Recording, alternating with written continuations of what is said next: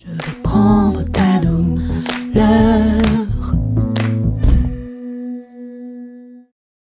Si l'on regarde l'ensemble de ce qui s'est passé dans le système nerveux central, on se rend compte qu'il y a eu deux périodes.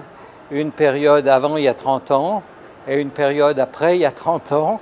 Et la période avant, à 30 ans, a été formidable pour la découverte de médicaments. Ce sont tous les médicaments qui sont utilisés dans tous les secteurs de neurologie. Et la période dans les 30 dernières années a été une période dans laquelle il y a eu une explosion, grâce à la neuropharmacologie, des connaissances du cerveau, des connaissances du système nerveux périphérique, de la compréhension de la douleur, mais qui malheureusement n'a pas abouti franchement à de nouveaux médicaments. Je crois que d'abord il faut avoir la modestie de regarder comment ça s'est passé dans le passé, comment sont nés les anesthésiques volatiles, comment sont nées toutes les molécules qui agissent sur la psychiatrie, comment sont nés les antidouleurs qu'on utilise aujourd'hui. Et tous ces antidouleurs, ou presque, ont été découverts avec ce qu'on appelle la sérendipité. Ce que j'ai dit tout à l'heure, c'est qu'avec nos essais cliniques d'aujourd'hui, la morphine ne serait absolument jamais qualifiée. Et avec la science qu'on a aujourd'hui, on ne découvrirait pas le paracétamol. Voilà. Et ce dont il faut se souvenir, c'est que des molécules que vous utilisez tous les jours, le diclofénac, l'ibuprofène. Le diclofénac est rentré sur le marché en 1960, l'ibuprofène est rentré sur le marché en 1970, mais le prix Nobel pour tout ce qui concerne les prostanoïdes est venu en 1982. Donc tout ça a été découvert bien avant la science. Et il faut se souvenir que des molécules que vous utilisez et dont vous parlez constamment pour les douleurs neuropathiques, comme les gabapentines, la prégabaline, ne fonctionnent pas du tout sur les cibles pour lesquelles on les avait faites. Et il faut se souvenir aussi qu'on les avait faites pour l'épilepsie. Et il faut se souvenir aussi que même pour l'épilepsie, ils ne fonctionnent pas comme on pouvait y penser.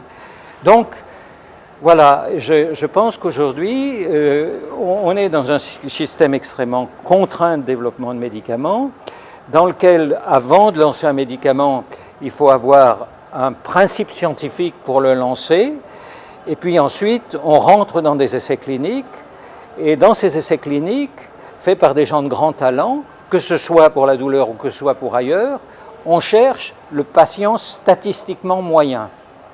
Or, toute l'histoire du médicament nous montre que c'est un médecin quelque part ou un chercheur quelque part qui a trouvé un effet bénéfique sur un patient, N égale 1, qui y a cru, et ça s'est développé à partir de ça.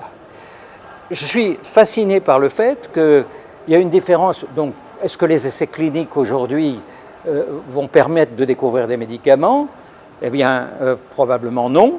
Je suis caricatural volontairement, d'abord parce qu'ils sont trop chers, et que quand une entreprise aura manqué 1, 2, 3 essais cliniques, elle n'y reviendra pas, et que l'autre entreprise à côté dira « mais lui, il a manqué 1, 2, 3 essais cliniques, pourquoi je gagnerais ?»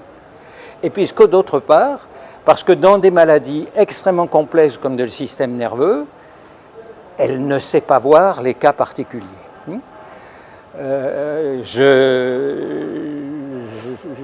Je donne un exemple, cette fois-ci je le donne dans la douleur, tout à l'heure je l'ai donné dans la dépression. Supposez qu'il y a un médicament qui sort de la recherche préclinique et une molécule qui puisse devenir un médicament, et puis ils vont dans la recherche clinique. Et dans cette recherche clinique, ce médicament est actif sur 20% des patients. Mais que sur ces 20% des patients, il ne diminue pas complètement la douleur. Ce 20% des patients, il diminue la douleur et il la diminue, disons, par seulement 50%. 50%, ça change la vie du patient. Mais un médicament qui diminue la douleur par 50% sur 20% des patients, il est impossible à aller chercher avec les essais cliniques d'aujourd'hui. Voilà. Donc, il faut faire quelque chose. Les essais cliniques d'aujourd'hui, ils sont trop chers, ils sont trop longs, ils cherchent le patient moyen alors que toute l'histoire est partie d'un patient particulier, et surtout, ils subissent la pression de la société, qui est une pression de la société avec un principe de précaution extraordinaire, car Un essai clinique, il est arrêté tout de suite s'il y a des effets graves sur 1000 personnes pour 2 ou 3 personnes, même si les effets sont majeurs pour 10% des patients. Donc il y a un vrai problème. Heureusement qu'on n'a pas appliqué la recette des essais cliniques quand on a commencé à faire des greffes de rein ou des greffes de cœur, parce que jamais on n'aurait pu faire des greffes de rein et des greffes de cœur. Et dans le système nerveux, si on avait demandé de tester 1000 patients dans la stimulation profonde, on n'en serait nulle part. Heureusement que nos excellents collègues de la stimulation profonde pour Parkinson et maintenant pour les maladies psychiatriques, heureusement qu'on les a crus après 1, 2 ou 3 patients. N'est-ce pas? C'est paradoxal ce qui se passe du point de vue du médicament. Et si on se réfère au cœur, dans le cœur, il n'y a pas... La douleur, c'est une anomalie électrique. Dans le périphérique, au niveau central, dans le cœur, il y a plein d'anomalies électriques. Ça s'appelle des fibrillations, ça s'appelle des arythmies. On n'a pas su les régler avec des médicaments. Mais il y a des gens particulièrement astucieux qui sont capables d'aller faire des ablations des foyers. Et ces ablations des foyers, est-ce qu'on leur a demandé de faire 100 patients avant? Il y en a plusieurs centaines de milliers aujourd'hui. Ils les ont réussi avec 1 ou 2 et heureusement, on leur a permis de continuer. Voilà, le médicament est dans un carcan absolument considérable et je n'ai pas de recette, mais il faut sortir de ce carcan pour innover et retrouver l'esprit aventureux et qui facilite la sérendipité qui existait il y a une trentaine d'années.